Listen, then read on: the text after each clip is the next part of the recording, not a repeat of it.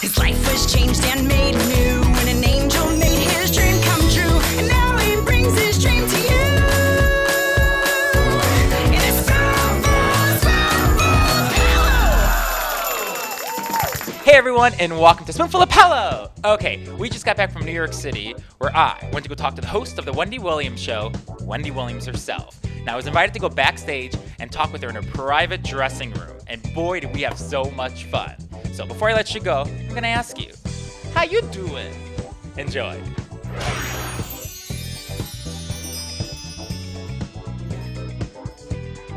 Okay, yay! Here we are with Wendy. Thank you for being on our show, Spoonful of Paolo, and thank you for letting us be here, most of all. In my office. This is beautiful. I love it. This is the intersectum. I love it. I love it. Okay, first I want to say congratulations to you because, as we all know, you're going to be debuting on Broadway, Chicago. Very excited. June 25th, right? Yes. When it's come June 25th, the curtains go up. What are you going to be feeling inside? Like, I don't feel nervous about it right now. Really? As you saw today, I perform in front of a live studio audience, and I feel very comfortable.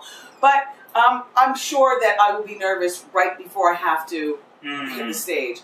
But there's no time for nervous when it's Broadway. Was this always your dream, like to be on Broadway? Was this something you wanted to do? I didn't have a chance to think that big. Gosh. They called. My mind is on this talk show. And anything outside of the talk show is just extra gravy, and I just need a biscuit to sop it up. And so Broadway is just...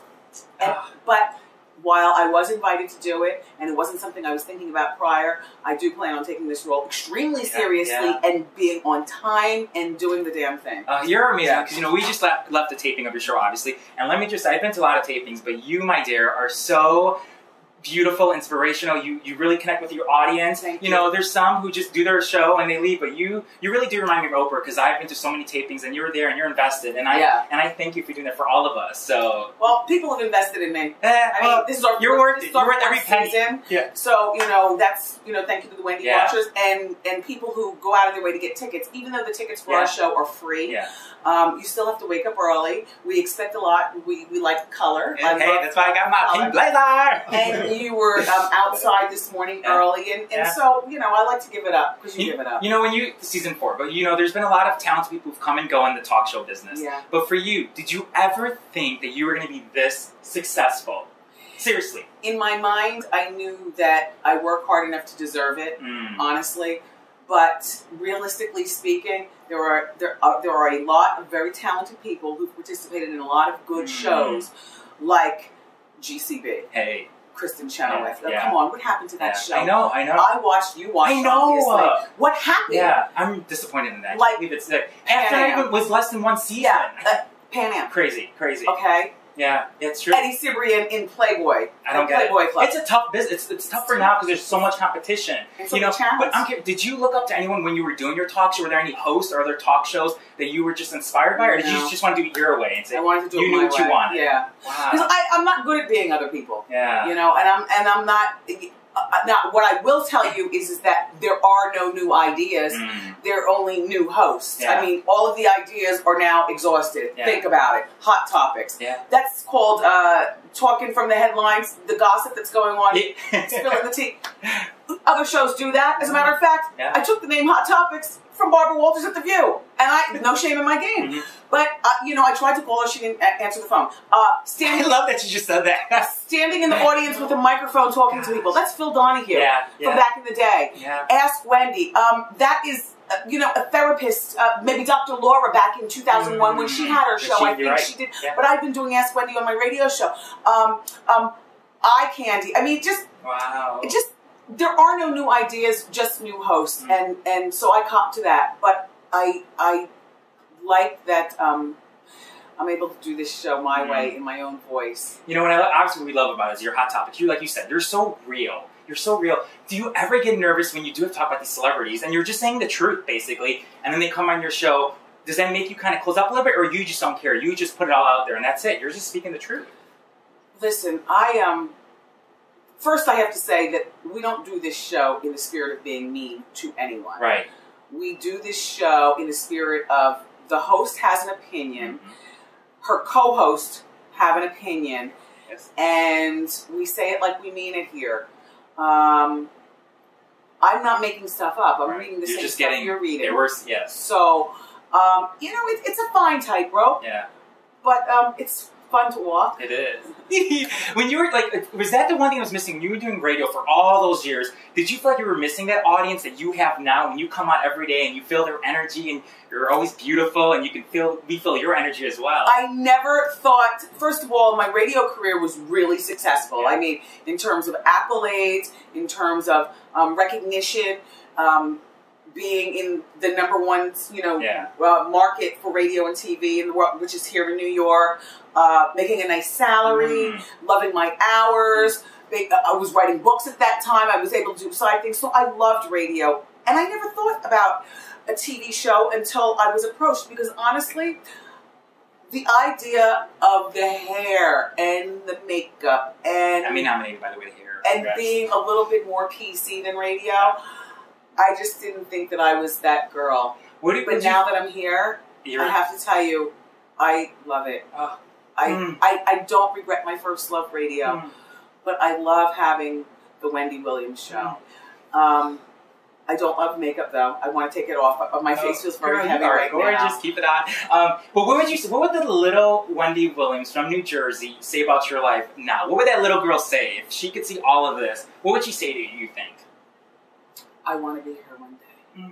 When I was a little girl, I made up a phrase in my head. It was called the lady at the light.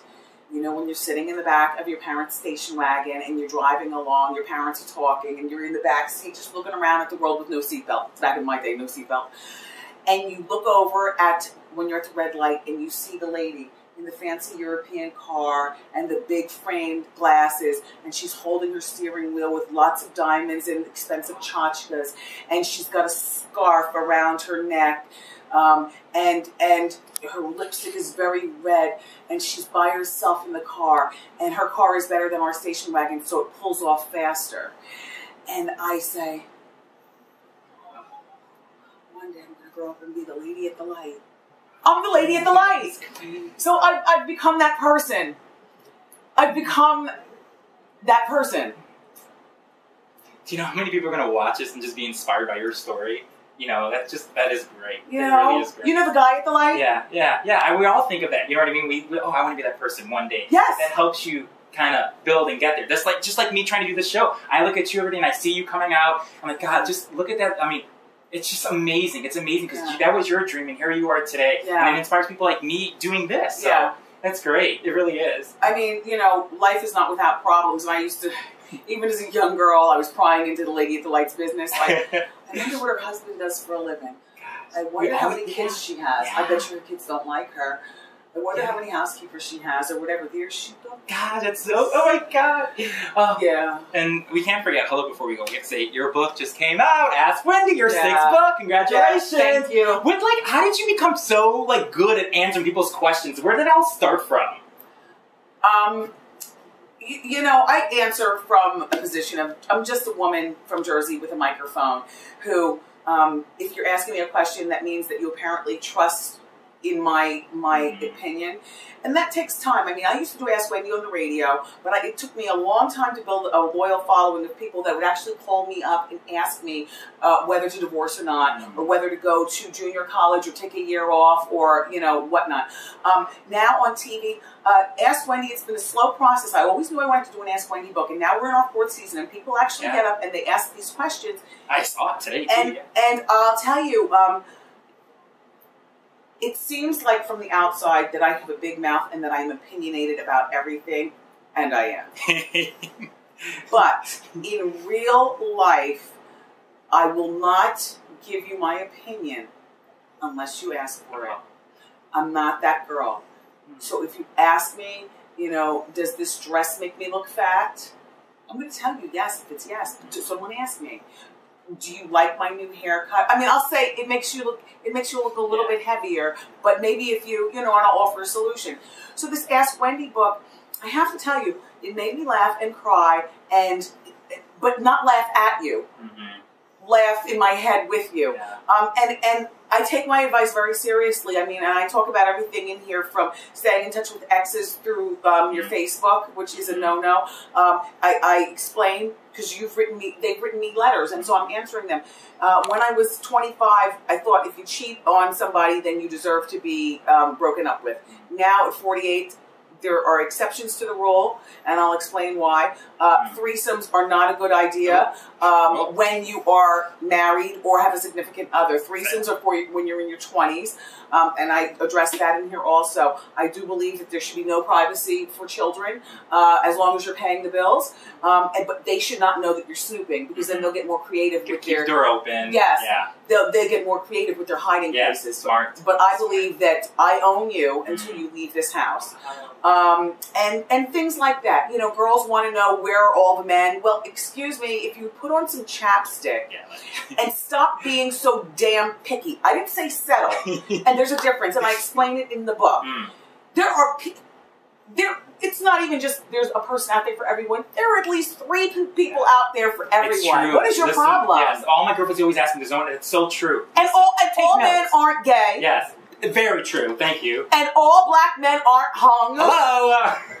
One more. And by the way, all gays don't necessarily want you. Did you hear that? You know what I mean? Like a man will assume that if a man is gay, then oh my God, he wants me. You know, a straight man. Here's my question to you. We're ending with this. What's your advice for people like me who are like this talk show I'm doing online?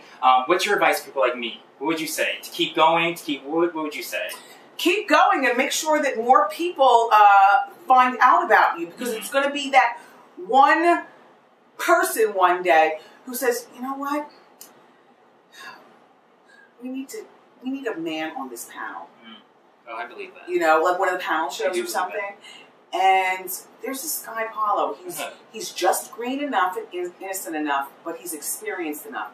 And they'll be spying on you. That's the best thing about online. They can spy on you. I mean, when I got this talk show, my husband, who's my manager, his phone rang. And they're like, we want to do a show with your wife, and we know you manage her. Well, they had already checked me out on the computer. They listened to live streaming of my radio career. Plus, they checked out my accomplishments. Thank God for, you know, the research they can do. So, you know what? And don't change your cell number. No, you're right. Anytime, I mean, even if you get a new cell phone, keep the old cell number. I'm going to keep it. It's from Chicago Airport, always. And always have business cards. Oh, great advice. Yes. I gotta say, like, this is really a dream come true. Like, us being here, taping in your office, like, you're just lovely. And I love that she's all the Wonder Woman, because we know you love her. And I love her, too. I got to interview Linda Carter. She was our 7th guest, and I'm just grateful for that. Isn't she beautiful? Beautiful. Like, as I'm interviewing her, I couldn't even know what question I was asking, because I kept staring at her like, and it's not surgery. No, right? it's not. She said that. She said it. Just drawn, and just how she's oily, just beautiful. Did you notice how thick her hair is? Oh my God, did I notice? Yeah. And she's got good hair and a good body, right? And she's fine. I was stunned. Okay, that's it. We're talking about you. Okay, so thank you, everyone. We'll see you next time, Spoonful of Paolo, and a special thanks to my dear, beautiful diva. I love you. Continued success. Thank you, June 25th. Go see Chicago. Come to taping at the Wendy Williams Show. You don't want to miss it. So much fun. Thank you. You are great. Okay. Thanks, love you all. Bye. Bye, everyone. Oh, Wendy, thank you so much. Thank you. That was so fun, Patrick. Yeah.